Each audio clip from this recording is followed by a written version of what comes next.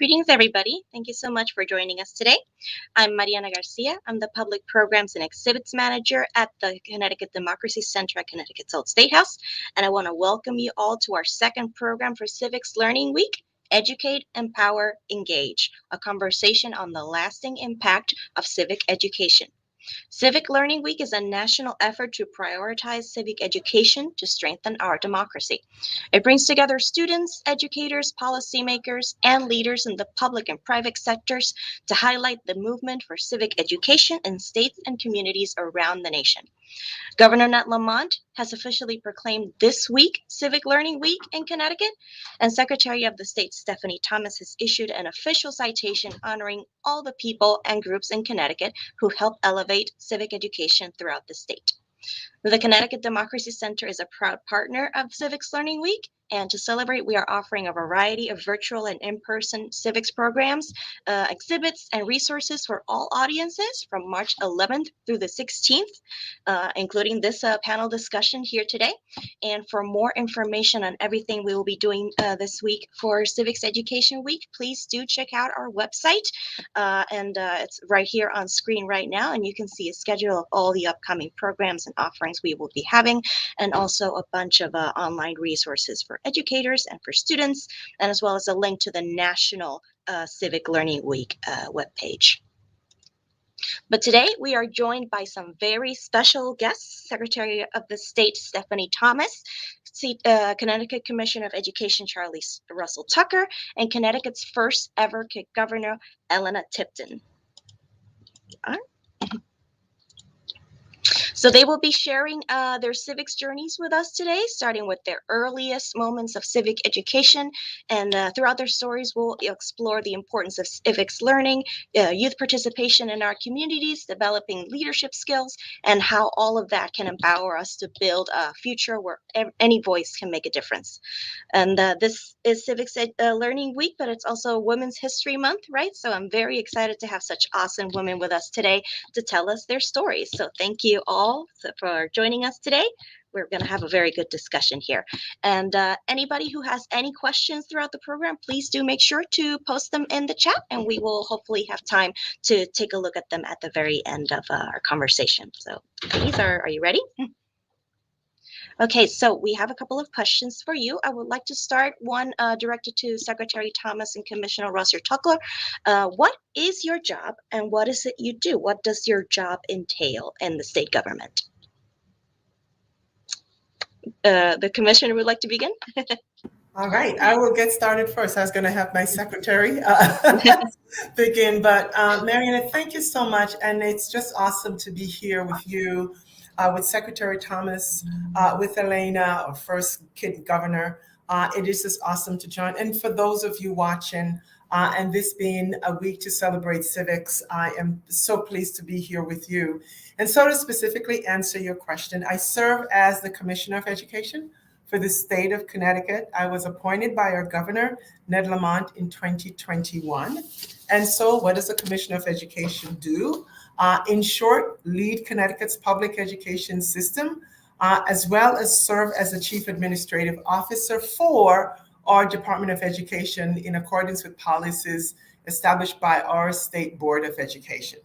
But I'd like to bring into context when I say I lead the public education system in our state, just to give everyone context. I always appreciate doing this. We have 201 school districts across the state. That includes charter schools. In our state, the last data count, 512,652 students. And of these 500,000 plus students, a lot of people don't recognize that 53%, about 275,000, represent as students of color. We have about 92,000 who are students with disabilities, about 54,000 and growing are English learners, multilingual learners in our state. And, we have about over 180 languages spoken. And so when we talk about our public education system, that is the context and that is what we're talking about. And so I serve in that role so we can all work together to ensure that public education in Connecticut is world class and that every one of those students that we talk about have access to those, to our systems, our awesome systems. and to make sure that they're improved as well as we go forward. I also work with other state agencies like our secretary here, our constitutional officer, and we work with all our school districts, as I mentioned, our policymakers who make policies for education. So we ensure that we're abiding by all the rules and all the laws that they make. And then there's other times when I get to represent the state, even on the national stage. I am pleased to have testified in Congress twice, talking about the work that we're doing in Connecticut. And so ultimately, I really feel honored to be able to do this work in our state, to represent all of you that may be watching, but supporting all our learners to make sure, as I said, education is world class in the state of Connecticut. So with that, I'll turn it to Secretary Thomas. Well, I am so happy to be here, but during Civic Learning Week, I felt I had to yield to the Commissioner of Education. The Secretary of the State, we do so many things, we do not have enough time to cover it, but there's two main things we do. We serve as the institution where if you're registering a business or a nonprofit, you are interacting with our office. And the commissioner had some great data, so now I feel compelled. We have almost 500,000 entities registered here in Connecticut. This time of year, when many entities have to file annual reports, we are in constant communication with members of the public, and every single week from January through March, we are sifting through as many as 1,500 emails and phone calls a week with questions. And the second thing we do that is in the headlines these days, we oversee the administration of our elections. And we work directly with the registrars of voters and town clerks in every town to make sure our elections are safe, secure, following state and federal law. We work with over 500 people who are two registrars in every town and a town clerk in every town. We also answer questions posed by the public. We also work with the legislative branch in making recommendations around how to make our election process safer and more secure, clear up any inconsistencies in the law. And then, of course, we work with many agencies who are empowered to serve as voter registration agencies, making sure that they have all the tools and information that they need for anyone who walks through their doors and would like to register to vote. And I will stop there, but we also are the repository of many documents for the state. Thank you so much, Secretary and Commissioner as well. And Elena, now turning to you. Elena, you are a very first elected Kid Governor here in Connecticut. And Kid Governor is a program geared towards fifth graders where they elect their very own Kid Governor. They have a statewide election, they have nominees, they have candidates, and then they have a real election where a Kid Governor is elected, and they will have a 1-year term. And Elena was our very first elected Kid Governor. And Elena, I would love to hear a little bit about yourself and also what your experience was like as the first Kid Governor in Connecticut. Hi, everybody. I'm Elena. I was Connecticut's very first Kid Governor, as was mentioned before, and I was elected in 2015, and my term was 1 year throughout 2016. My campaign was for kindness. So the Kid Governor program has it structured super nicely. So you make 3 points, you run a platform, you get voted by the fifth graders across the state. And currently I'm a freshman at UConn. I'm just finishing up my first year there, and I'm studying statistical sciences. And as mentioned before, the Kid Governor program, when I was elected, was a pilot program. So it was the very first year.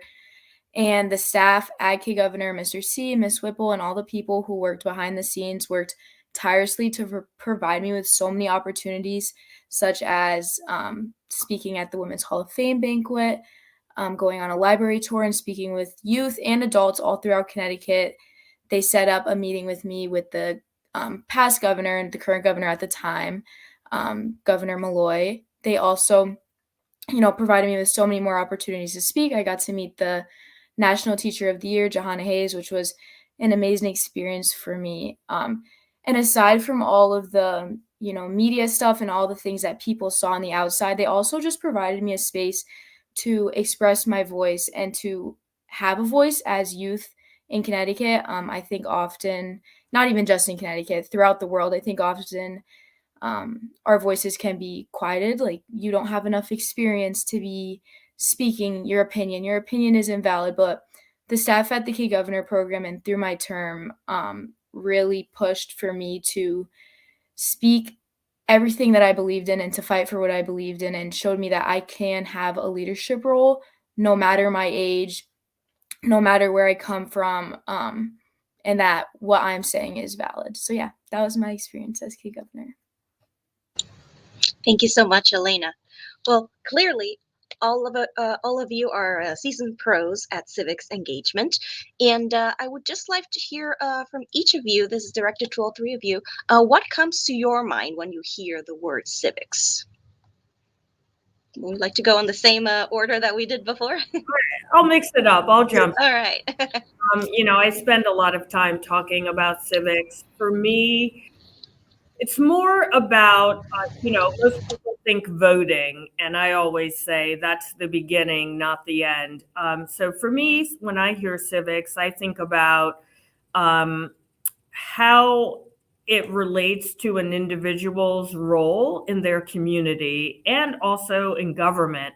It's a way of knowing that I, as an individual, have agency, that I have a role in the world around me, in terms of community and government. I'll stop there, but just finding my place in the broader infrastructure of society.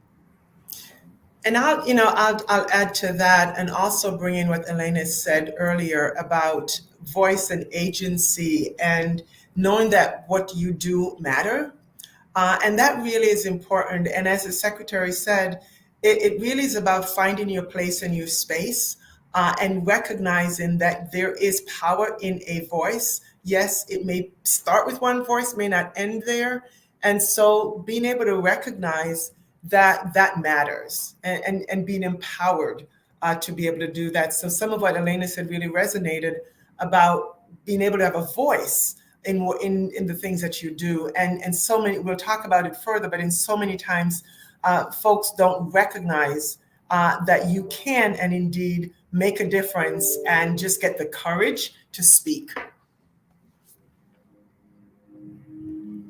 And I'd love to jump in and kind of go off what these ladies said. I think a big part of understanding your voice and to be able to have a voice in our world and in our society and in each individual community that we're all a part of is to understand the actual structures of the government, and to understand, I feel like, as the secretary said, so much of it that comes to the media and that people really think of when they think of their voice is voting. But to understand that, there's little steps that you can take where your voice will be more efficient and can go further than just going to the people who you see the most. So yeah, that's what I really think of when I hear civics. Wonderful. And I think we would all agree here that one of the most important things in feeling this way and understanding civics in this way is our education and our civics education that we receive in schools, in our communities, in our homes. And I would just like for all of you to share with us what your earliest memory of civics education or civics engagement was. What was that moment, or that maybe that class, or that experience that led you to see civics the way you do, and pretty much put you in the path that got you to where you are today?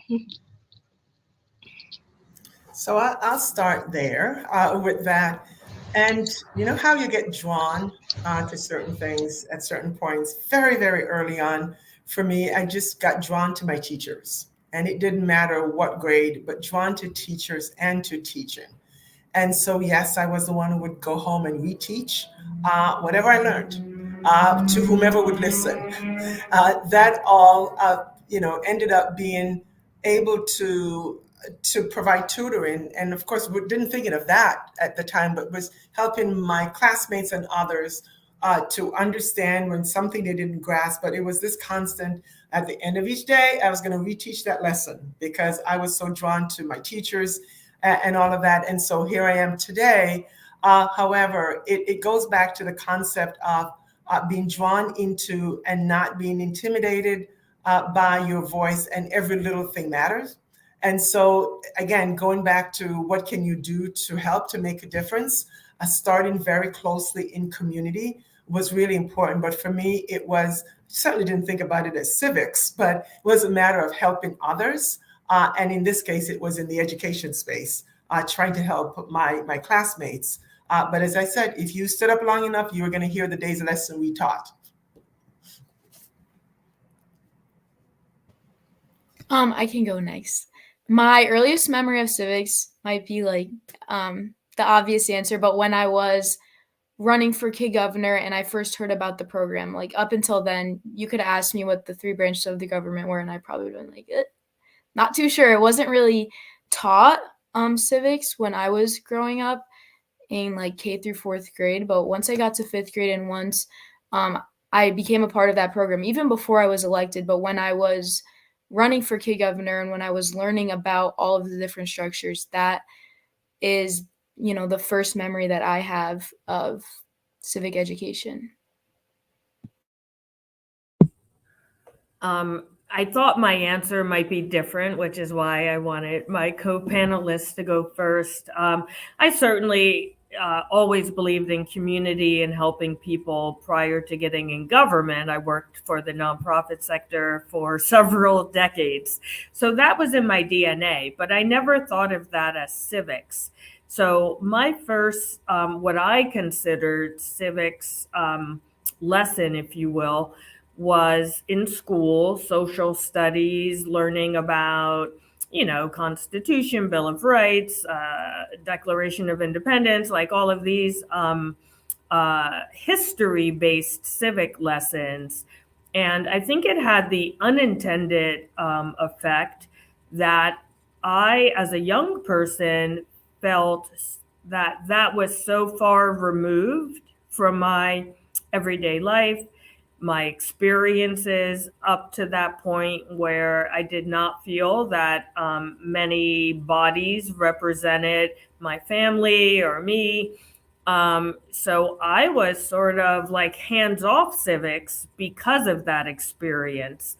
And I was, which is why I think it's so important, like programs like Kid Governor that take a broader approach, or like the curriculum suggestions through the State Department of Education that really center civics in the community. It's so important because it is a much broader topic. And I think if I could go back and talk to my young self, I would have said, okay, these lessons are only part of it, but there's so much more, which is why I'm happy we have Civic Learning Week and we're doing this program. Thank you so much, all of you. And Secretary, speaking of that, so much more that you allude to, that these experiences, these moments that informed you in your youth, what impact do you think that had in the rest of your lives? Like, did it lead to other experiences? And what do you think that moment led to after? I mean, honestly, I was pretty jaded until a very late age. I was jaded because I didn't understand the process. And it's why I spend so much time speaking to young people in particular, but also people of all ages. We as individuals tend to think of life as issues, whereas government is not organized that way. Government is very siloed. It's divided between local, state, and federal. So I was jaded because I felt like I didn't see movement on issues that mattered to me. And that ultimately is what led me to the nonprofit sector, because I thought I could solve some of those issues that way. But I tell young people and all people all the time, like, okay, if your issue happens to be climate, offsetting climate change, are you talking local issue where you need to go to the town ordinance about pesticide usage? Is it state issue where you want the transportation committee to change all state-owned vehicles to electric vehicles? Is it federal standards? So just understanding that government is very siloed would have made me perhaps more optimistic, because I would have chosen one level of government and really applied myself in that one place, versus just feeling overwhelmed and like my voice didn't matter because I didn't see movement on the whole. Yeah, that's a wonderful way to say it. Like, it helps it not seem so overwhelming, as you said, and more approachable if you look at it like an issue space. Like, it helps you engage with government and civics if you approach it that way, I think. Commissioner Elena, is there anything you would like to add if your experiences led to anything else? And so the secretary talked about going into the private sector, and my draw was to the public sector. Having what I mentioned before is earlier, always wanted to go in and help, and to also empower others. A part of that came into being around, and we'll talk about experiential civics, right? And getting engaged. Always wanted to be engaged, and I thought the place to try to do that, to make a difference, was in government. And so landed here, but always thinking about how do we empower others' voices, and to say you can make a difference. And sometimes you have to be a part of the inside of that in order to understand it, so you can empower others as to how they can engage the system and the process. So for me, it was public service, was where I ended up in this space. Spent some time, as well as 17 years as adjunct faculty in higher education, and the entire time working with students about what is it that you want to see change, and how do you make sure that change can happen, and how do you fight for, and this is a quote from Ruth Bader Ginsburg, is like, how do you fight for the things that you care about, but do it in a way that lead others to join you? So always helping folks navigate that space is something that kind of led my journey, led me to that point. I think for me, being Kid Governor, is kind of talked about again by both of these ladies. Although, I did have a little bit of a bigger role as a youth, it taught me to listen, and a really big part of fighting for what you believe in and making change happen is to listen to the people that you're fighting for, and to the people who might, have a difference in opinion as you, but to not let that silence your voice. So that's kind of the impact that it had on me. So, Mariana, I don't want to mix things up a bit, but I feel like I need to connect to something that Elena said, because talking about your younger self and all of that, what she just said is so key, and I'd like to think that adults can learn from that as well. And I often think about, seek first to understand, and then to be understood, and that truly is practicing effective listening. Right, so we can hear and understand where we are at, because that to me is then, even though there may be differences of opinion, but we can find common ground if we become really, really good listening to each other, so that we can have better conversations and dialogue and working together. So I wanted to just connect to that. I'm sure the secretary may need to add to that as well, but coming from you, stating that really is important, and a lesson in civics that we can all talk about.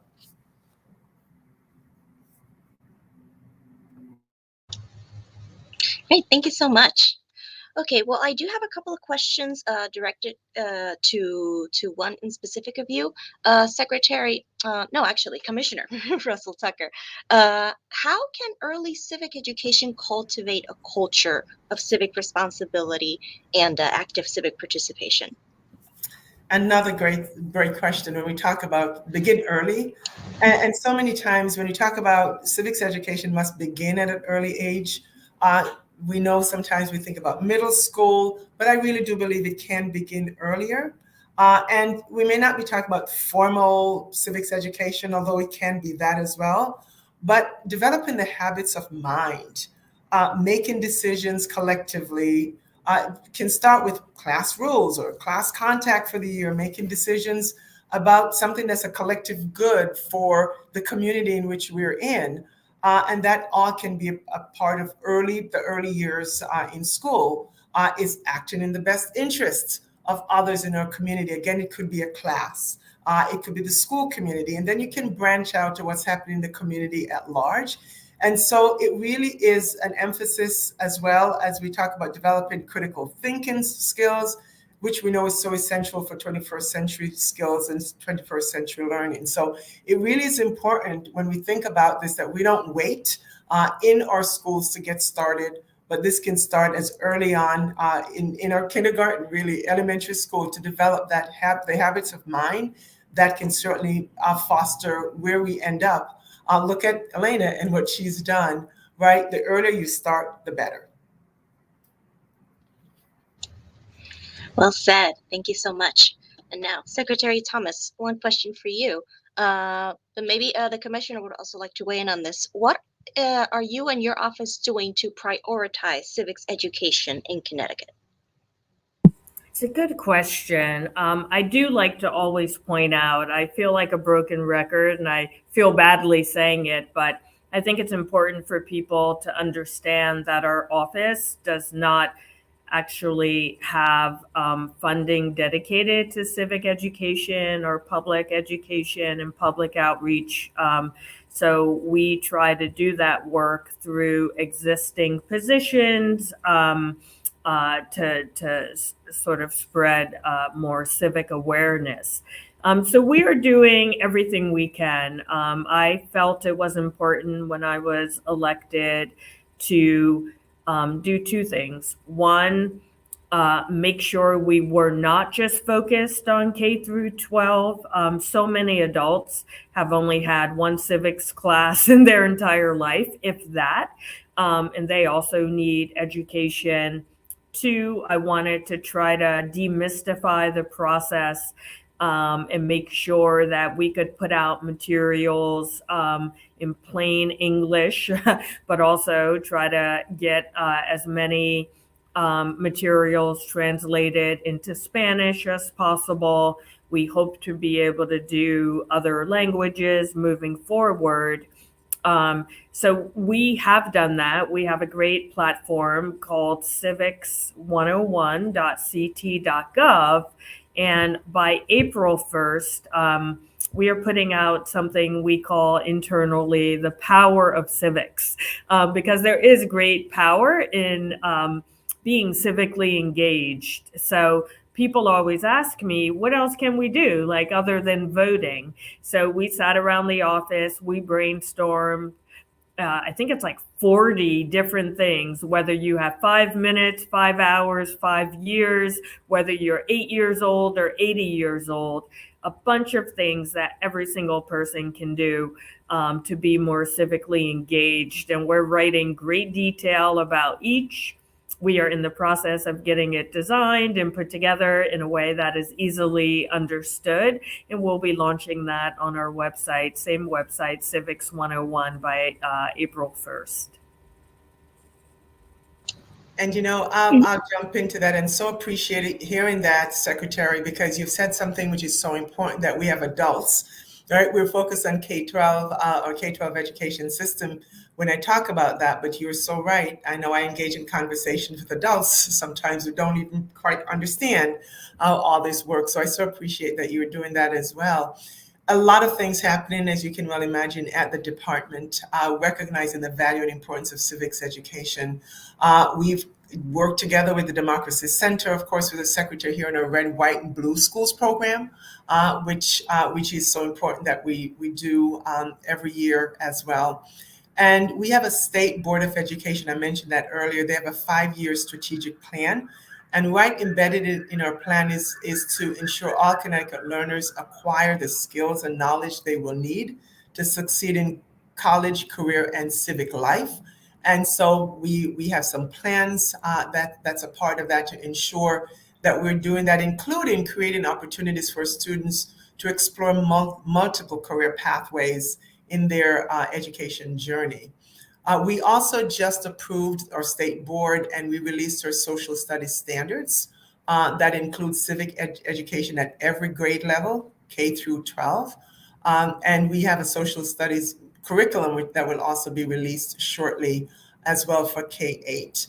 So that is really important. But I'm excited to share, I know we have Elena here, first year at UConn, but I'm so excited that we did an initiative here in Connecticut, first of its kind in the nation, that we called Voice for Change, which was giving our high schoolers the opportunity to submit proposals as to how we were spending some of our federal relief funds, how they would invest it to reimagine Connecticut schools, and they could have gotten up to $20,000 each for a project.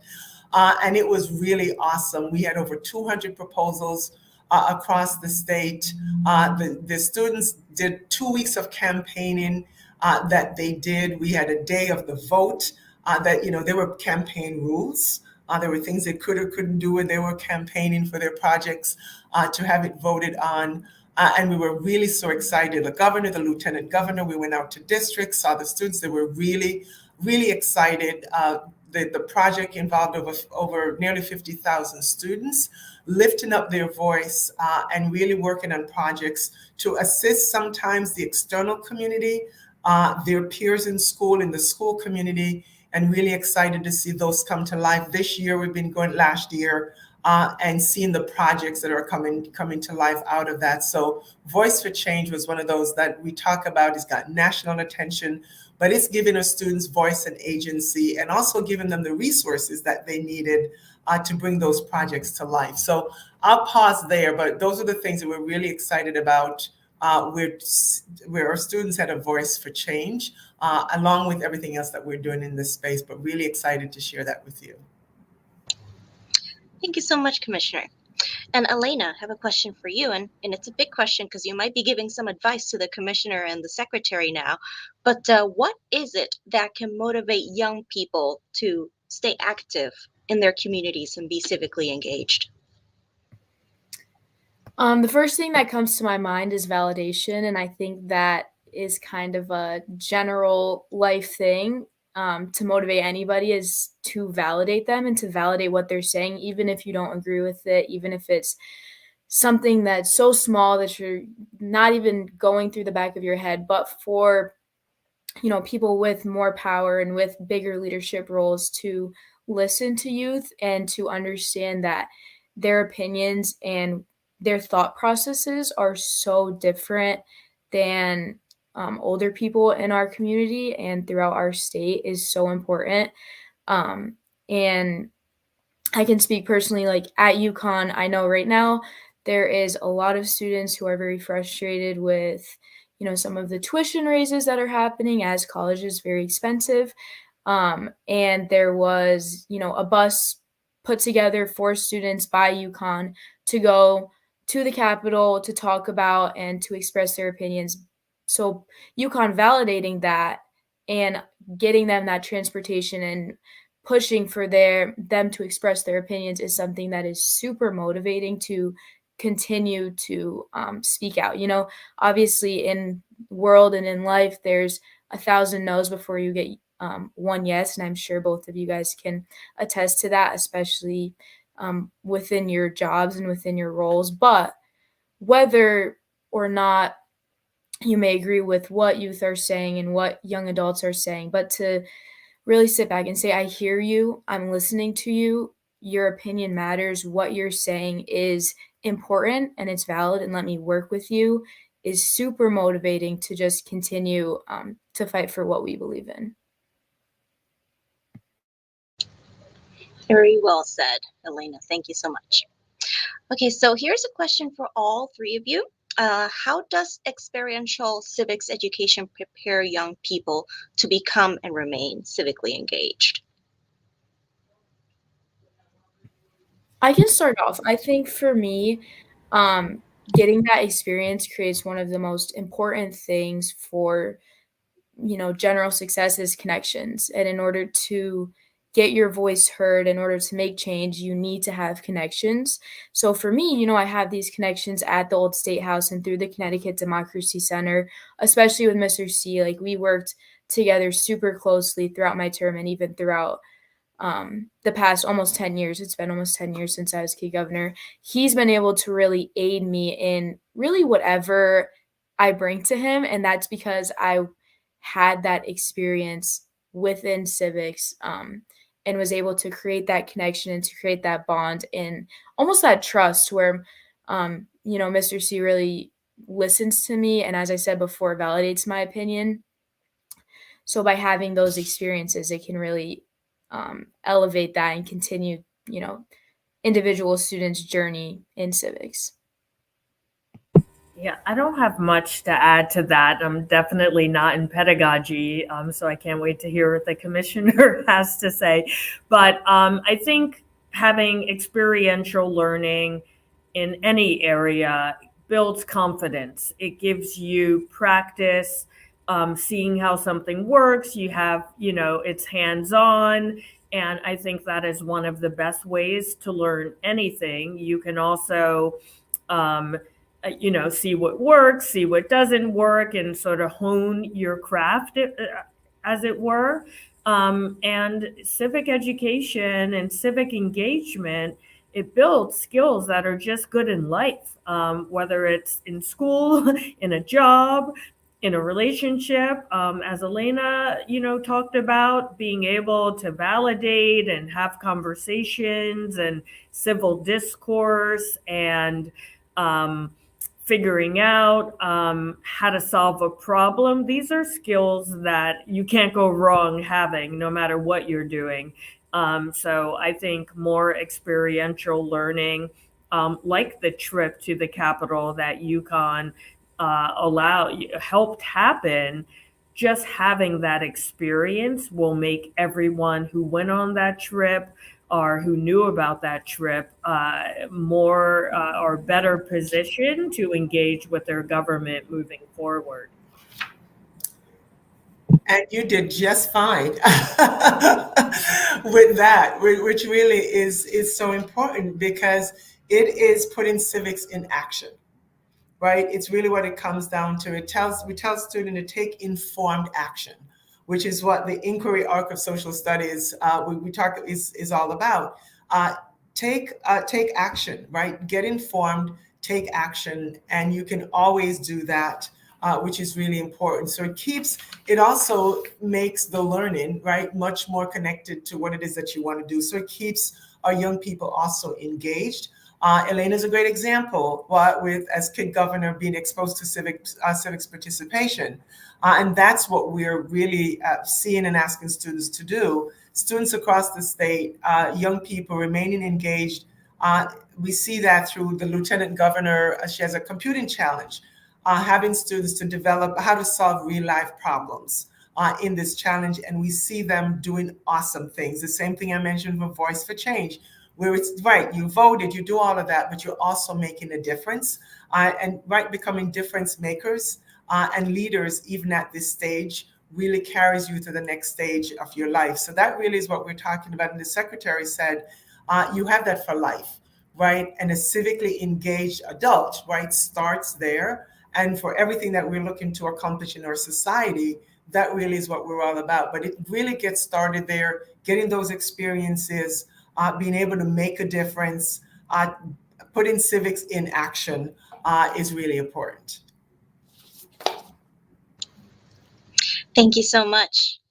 All right, and throughout all of our conversation, we've been talking about the importance of early civic education, how we can get the youth to be more civically engaged, what the state is doing to get students more civically engaged, but what are the benefits of having young people involved in their community and in civics? I would, I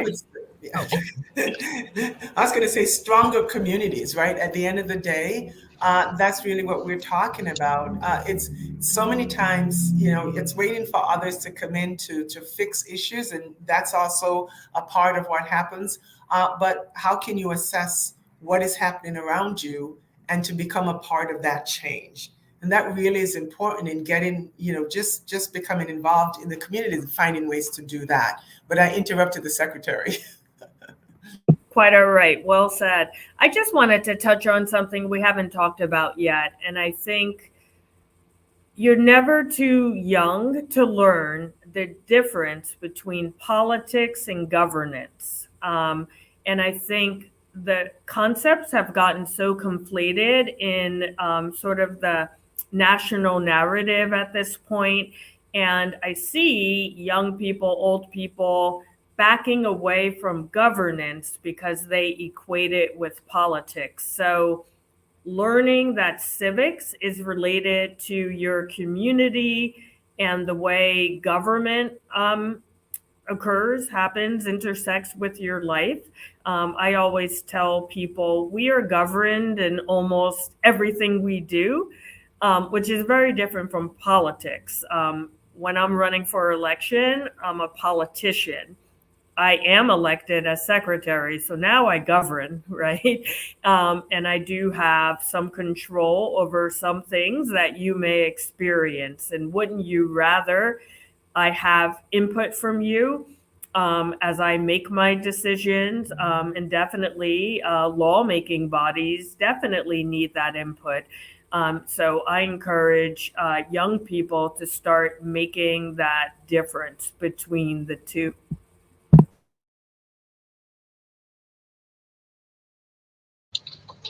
Is there anything you would like to add, Elena? Yeah, sure. I'd love to add in. I think another big benefit of young people and young adults and children, youth being involved in their communities is it allows them to understand other communities better. So speaking from experience, I grew up in East Hartford, where the demographics are predominantly Black and Hispanic students. And being involved within my East Hartford community allowed me to better understand, especially throughout high school. I went to high school. I graduated last year, but in 2020, when there was, a lot of things happening that I'm sure all of us in this meet know about, but being involved in my East Hartford community allowed me to listen and better understand what my Black and Hispanic peers were going through at that time in order to understand my role in society and understand how I can use my privilege, as a white woman, as a white, student who has, who grew up in East Hartford to better, not necessarily advocate, but to help, aid their opinions, as I said before, and to step back and to listen. Thank you so much. Yes, and I would add to that, the best way to prepare a future for the youth is to have the youth involved in the conversations that are building that future, right? So I think that's one of the most important things as well, to have the youth involved in those conversations. But Secretary Thomas, as you well explained earlier in the program, one of your jobs is to coordinate elections, keep track of all the voters in Connecticut, and could you share with us to what degree the Connecticut residents that are young, below 30, how well are they engaged in elections and civics, and can it be improved? And how can we improve it? I'm sorry. It's hard to know, and I apologize. I did not realize that data was made, so I didn't pull it. But I don't need to pull it to know that it's not great, because in municipal elections in general, across all ages, we only see on average 32% turnout. So every other year, average 32%. There are many towns where it's under 12%, under 10% turnout. In state elections and some federal, we only see about 53% turnout. But in presidential elections, we see closer to 80%. And that is abysmal, right?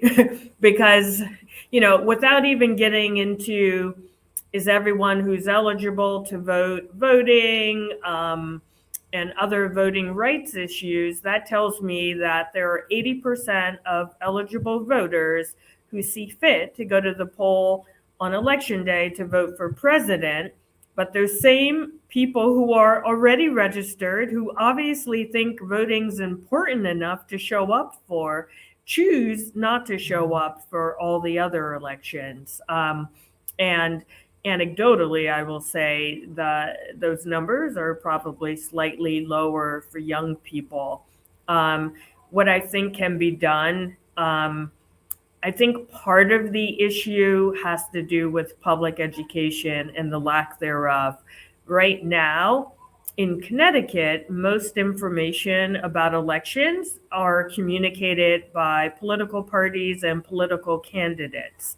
And that's fine, but depending on what town you live in and how competitive the election is, what that means is if you're an unaffiliated voter, for example, or an occasional voter of the Democratic or Republican parties, the candidates may not need to communicate with you. If they have enough votes to win without your vote, why would they send a mailer? Local elections are not putting up ads on television by and large. So I think the lack of engagement often just comes down to it's not on people's radar all the time, or they don't feel like they have enough information about the candidates. I think turnout is often higher in presidential years because you literally can't escape conversation, ads, it's in the headlines, in the media, etc. Like for over a year. So everyone knows who's running, everyone has an opinion by that point. So I think if we just infused more funding into public education, we would see a boost in turnout right away. I don't know how much, but I think some. I would love to jump in on this question if we have time for it. I also think that a lot of people under 30 are not engaged in voting in elections, and I can speak for myself. My first year at UConn, it's about 45-minute drive from campus on election day. We don't have the day off. So we are expected to go to our classes. Many students, are out of state. There's not a lot of general knowledge, and as Secretary Thomas said, education around how to get an absentee ballot, how to still vote, even if you're not able to make it to the polls, on election day. And graduating high school, many students leave 18, the legal age to vote.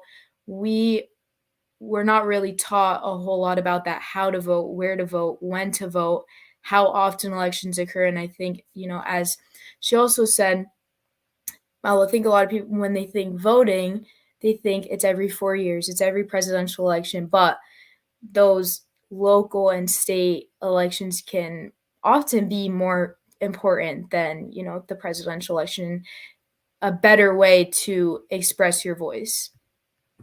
I have to jump in again on that. Those are excellent points. This is what I lived with. We did a focus group with our interns talking about why don't you vote? Why don't your friends vote? Do you vote? And, some easy things came up. Like Elena just said, most college students were we don't even quite understand. Can we vote in our college town or our hometown? What are the laws around that? So at the Civics 101 portal, we put up it's as easy as 1, 2, 3 doc for college students specifically. We also reached out to all colleges and universities to coordinate on putting together information that they could get out to students. But I totally lost track of the other thing Elena said that was really important. But it's getting information out into the hands of people. Most people are confused, even older people. Like they started voting when they were 18 sometimes, and they don't realize election law can change all the time. So they're still basing their activities on what they learned 10, 20 years ago, and it could be quite different. Oh, and I remember I have a bill in right now that would allow 16-year-olds to pre-register or to be pre-registered when they apply for their learner's permit, because a lot of 16-year-olds are interacting with the DMV, so that when they turn 18, they are already registered, and that would remove a barrier. There are about 16 other states that have this law already. You only have to be 16 to be a poll worker in Connecticut. So I think it's a great way to engage young people early and start explaining how this all works. So if anyone wants to be civically engaged, they should send a letter to their legislator in encouraging passage of the bill. Thank you so much. And people should know that 17-year-olds can also register to vote as long as they turn 18 before the following election cycle. But yeah, as Elena very well said, local elections can and often do have an even bigger impact on our daily lives as citizens. So that is why it's so important that we and I have to say, I'm sorry, I'm now. That's okay. You've gotten into my wheelhouse.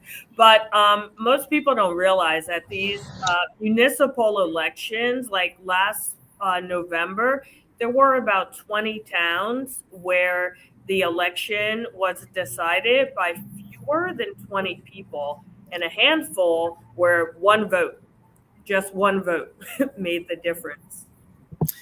So not trying to take on your job, Secretary, but I was going to add that one person matters, because sometimes I've heard even adults, a lot of adults, but I'm just one person, and that won't make a difference. So that is so important that you share that as well. The other thing that Elena mentioned is that she doesn't get the day off. So I thought you were going to speak to that as well, so she can get the day off to vote. But what you said is so important. It's making me go back to think about, even in our space, in our K-12 space, and the work that I've said even about Voice for Change, and the fact that folks had to propose projects, they had to campaign, and there was the day for the vote, all of those kinds of things.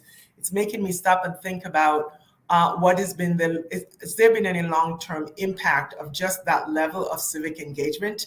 And so it's making me think we need to ask that question. What I always say can't be without you, without you, Elena. And so we always want to hear the voices of our young people to help inform our actions. And I so appreciate everything that you've said here today.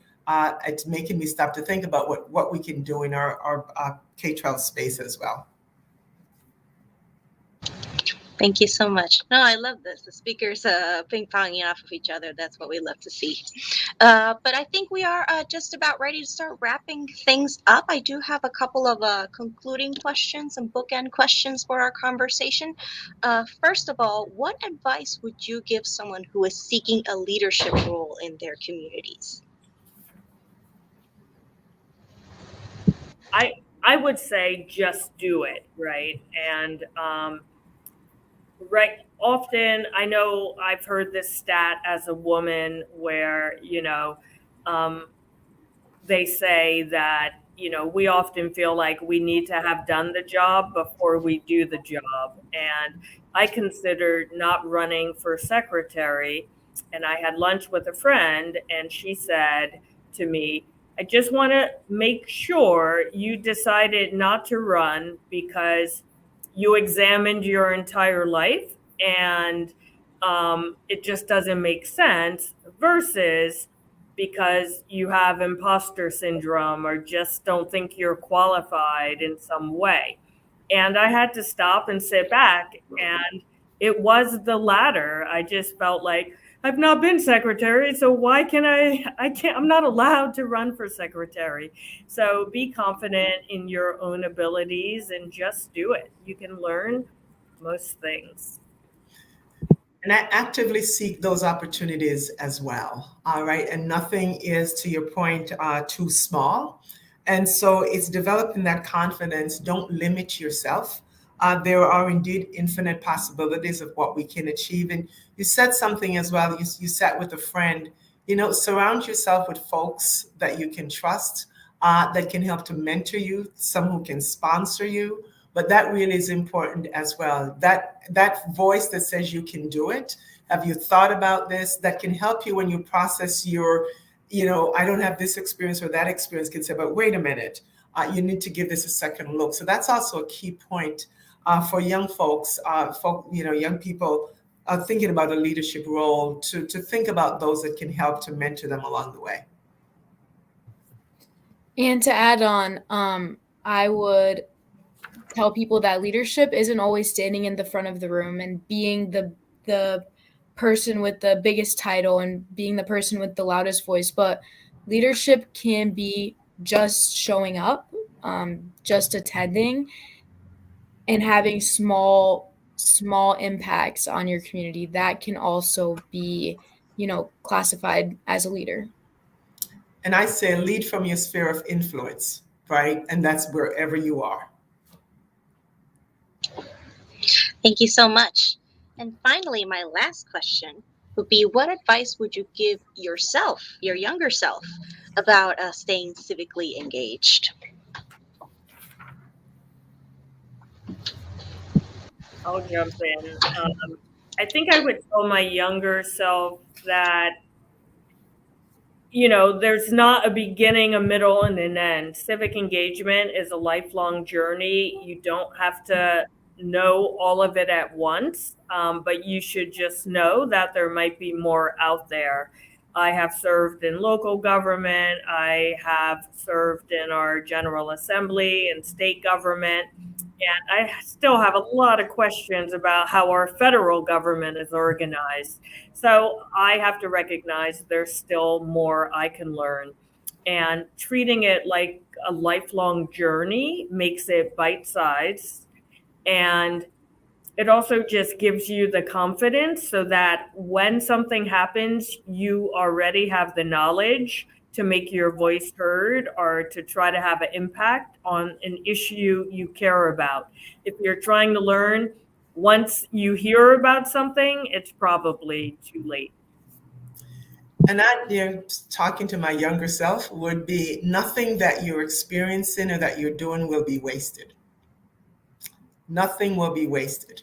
They all work together. So don't say, this thing over here, I'm not going to do it because I don't see the connection.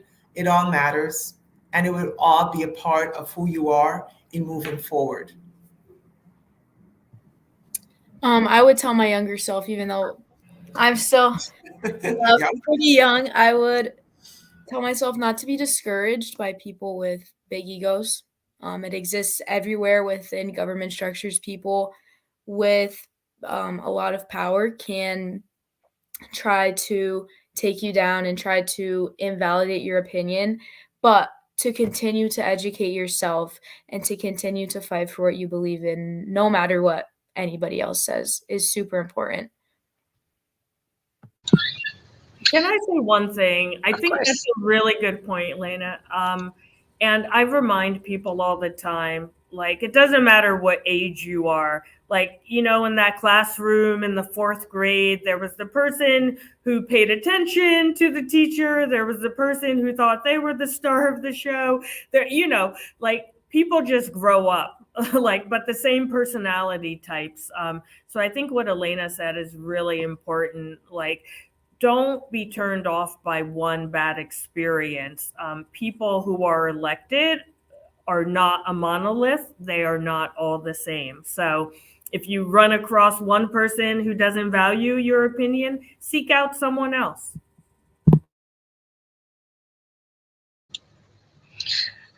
Thank you so much, all of you. This was wonderful, wonderful advice, wonderful conversation. And I think we're running out of time, unfortunately. So thank you, all of you, so much for joining us today. And also thank you, everybody watching, for taking your time off your day to watch these wonderful, wonderful women share their stories. But it's still Civic Learning Week. We're still halfway through the week, right? And here at the Connecticut Democracy Center, we have a couple of other offerings that I would like to share with everybody. We are offering voting rights themed tours here at Connecticut's Old State House in downtown Hartford every day through Saturday this week at 2 p.m. So if you come down at 2 p.m., we can give you a special voting rights themed tour. And you will also get a chance to see our panel exhibit, The Constitutional History of the Constitution State, which is all about the history of the Constitution of Connecticut, of course. And we are also rebroadcasting some of our more popular civic learning and participation focus programming on our YouTube page and on Facebook. And we also have a small video series called What is Civics, where Connecticut students, teachers, and civics experts and government officials answer the question about the importance of civic learning. And you can also see this on our YouTube page. And please also do check out our website for more information of all things civics this week. And again, also do check out the National Civics Week website for more information about what other states are doing for Civics Week. And again, Commissioner, Secretary, and Elena, thank you so much for joining us today. And again, thank you everybody for tuning in. We hope to catch you again for another future program, but I hope you have a wonderful rest of your day today.